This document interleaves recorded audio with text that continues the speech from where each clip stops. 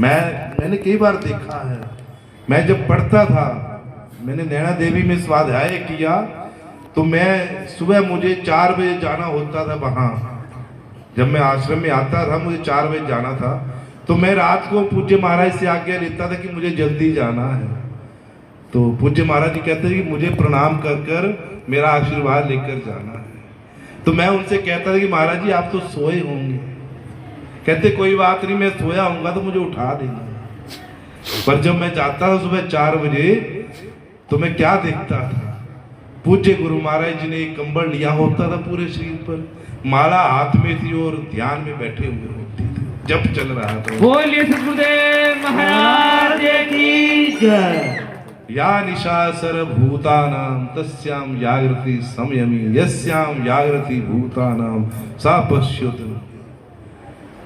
ये गीता का श्लोक है, अर्थ करने का समय नहीं है, बस इतना समझ लेना कि जब हम सांसारिक पुरुष जागते हैं तब महात्मा जन सोते हैं, और जब हम रात को सोते हैं तो वो पूरी पूरी रात जाकर भजन करते हैं और परमात्मा से मिलते हैं।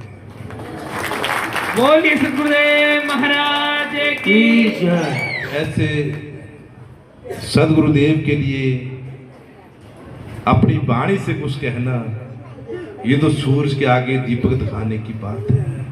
उनके बारे में कुछ नहीं कहा जा सकता, कुछ भी नहीं कहा सकता। ऐसे हमारे गुरु महाराज जी, उनकी कृपा पात्र हम बन जाएं, उनकी कृपा के भाजनी हम बन जाएं, यही मेरी इसी में सार्थकता है, इसी में सार्थकता है। तो हमें पूज्य श्री गुरु महाराज जी के शरीर को लेकर मेरे मन में कोई संशय नहीं होना चाहिए। जो बुरे कर्म, जो बुरे लोग, उनका काम है बुरा काम करना।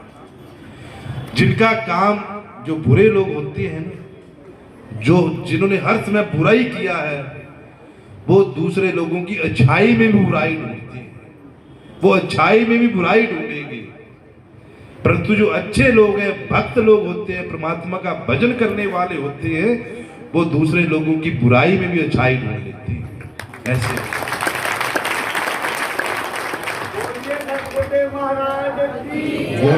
यदि मैं भक्त हूं, माला फेरने से कोई भक्त नहीं बन जाता, भजन करने से कोई भक्त नहीं बन जाता है, गंगा स्नान करने से कोई भक्त नहीं बन जाता है। भक्त वो है जो दूसरे की बुराई में भी अच्छाई ढूंढ ले। हम सब माला फेर रहे हैं, सब स्नान कर रहे हैं, सब आराधना कर रहे हैं, पर फिर भी मैं दूसरे अच्छाई की बुराई को देखूं तो मेरे जैसा